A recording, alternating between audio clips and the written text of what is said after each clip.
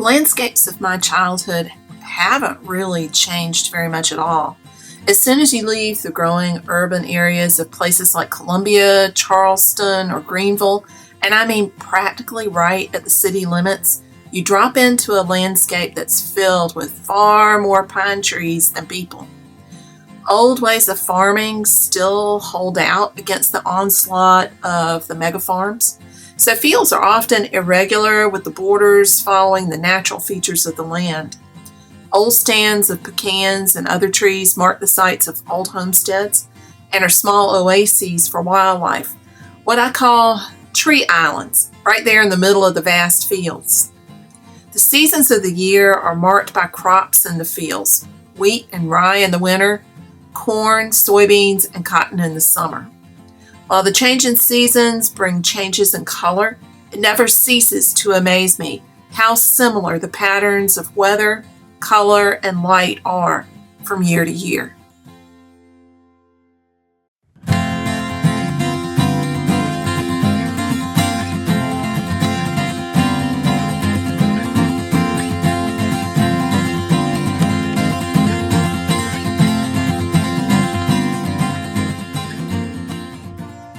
Hey y'all, if we haven't met before, I'm Mary Gilkerson. I'm a painter living here in South Carolina, squinting into the sun right now.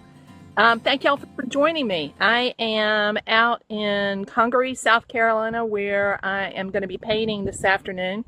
Just wanted to give y'all a little bit of a inside view on how I paint and why I paint, where I paint.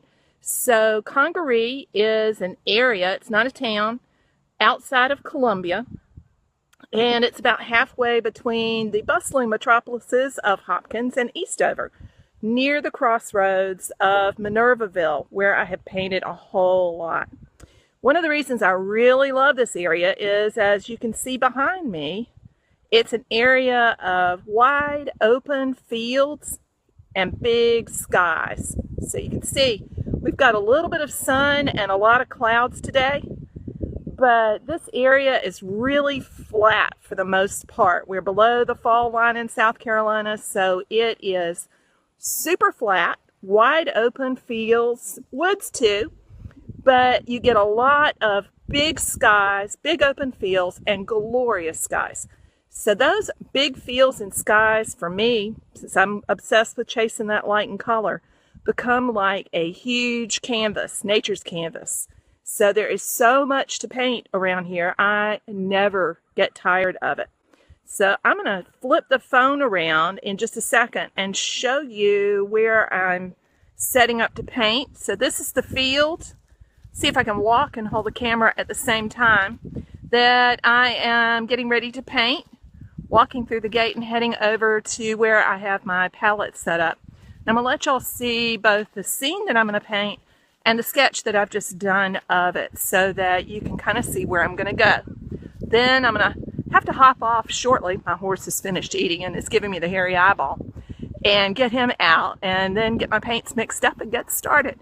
So I'll be popping in and out this afternoon as I go through the different stages of the painting. So right behind me, let me see if I can turn the camera, and you can see where the open field is, that nice long roadway. And suddenly, right now, for the moment, blue skies. That has not been the case for the rest of the afternoon. So I doubt the sun's going to stay around too long. It's going to really quickly change to more shadows than sunlight. So here's the sketch that I've already done in my sketchbook, preparing to paint. Here is what I'm working from.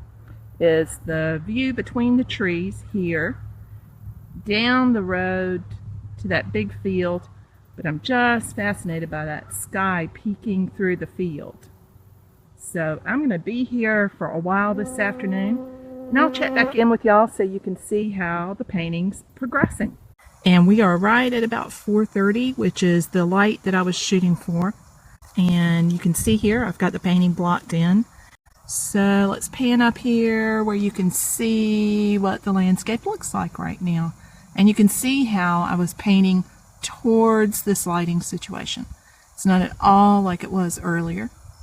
but knowing what happens to those shapes as the light moves across the pasture makes a big difference in being able to move towards the light as you paint. So this is the stage that it's at right now. I'm going to keep tweaking it a little bit and then stop before I think it's done so that I don't overdo it. And we'll show y'all the finished results later. So I wanted to show y'all the final painting. It's about 5 something here in South Carolina. It ended up being a gorgeous, beautiful afternoon with actually way more sunlight than I expected. So we've had a really nice afternoon with strong light. So let me flip the phone around and show you what the final painting looked like. So let's see if I can get it to flip. Here we go. And here's the final painting. I may tweak it a little bit when I get back into the studio. But one of the things I know is that you need to stop before you think you're finished. So I'm done for the day. I'll look at it again in the studio maybe tomorrow or Monday. But I'm not going to do anything more to it right now. And you can see right now how dramatically different the light is in the late afternoon than it was in the early morning. So it's ended up being a spectacular day.